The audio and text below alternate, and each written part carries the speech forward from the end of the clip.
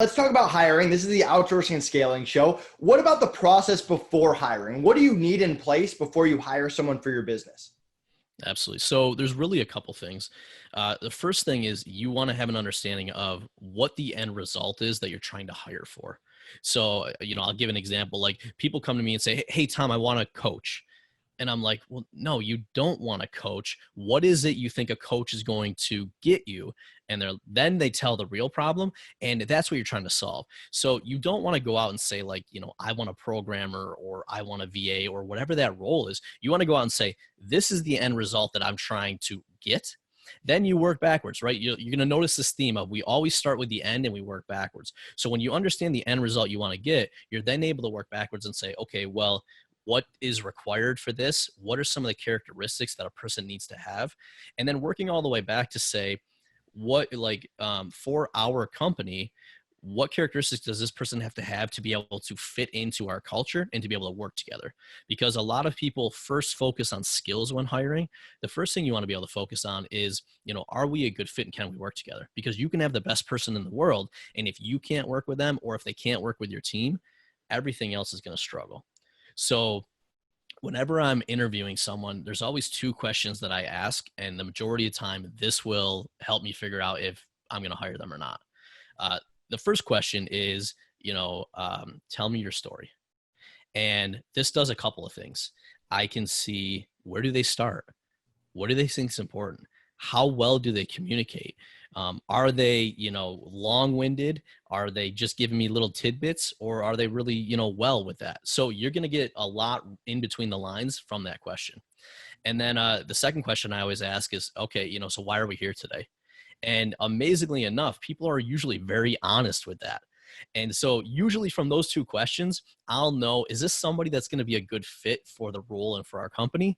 Or is this somebody that maybe their intentions aren't aligned or they're not really a great communicator? So we're going to struggle to be able to incorporate them in, especially if this is somebody that's in like a remote position. I love that second question. Why are you here today? Because I can definitely see people saying, oh, because I need money, because I need to pay a bill, or something outside of what you want to hear there. Talk a little bit about after the hire. So you've identified what kind of person you want to look for. You've interviewed, you found a good fit. I know you mentioned having those weekly meetings. What else do you do to set expectations and to make sure that people are meeting those expectations ongoing? Yeah, I love the fact that you just said that word, expectations. This is the most important thing that so few people do. And when you're setting expectations, basically it looks like this. Hey, Nathan, here are my expectations for the role. Here's the desired outcome. Here's, how I need you to show up and function, whatever that is. And here's the piece that most people miss. You then want to turn it around and say, what are your expectations of me? Now that I laid out what the desired results are, what do you need from me in order to be successful in this role? And this does a couple things. One, right away, you now know how you need to support that person, because what you're going to find is that different people, based on their personality types, based on their skill sets, are going to need different types and different levels of support. So you instantly now hear from them what they need in order to succeed.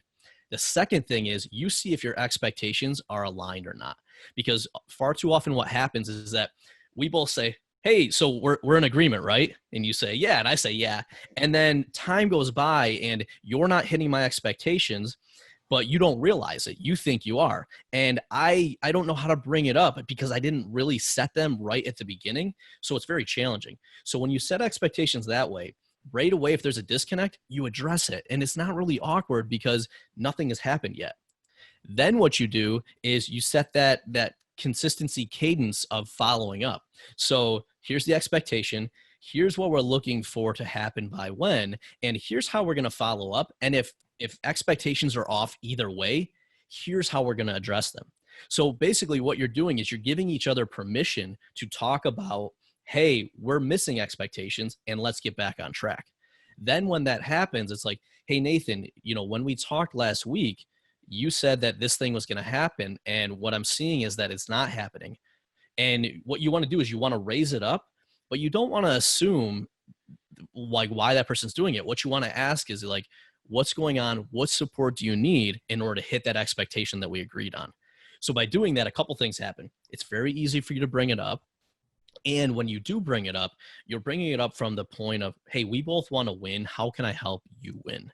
Rather than like, hey, Nathan, you didn't do your job. Like, you're fired. So your ultimate goal is to strip away everything that's not value added, which is really a waste. And then with what's left, now you can say, okay, which one of these tasks is really good for a computer to do? These are things that are repetitive. They don't require a lot of thought.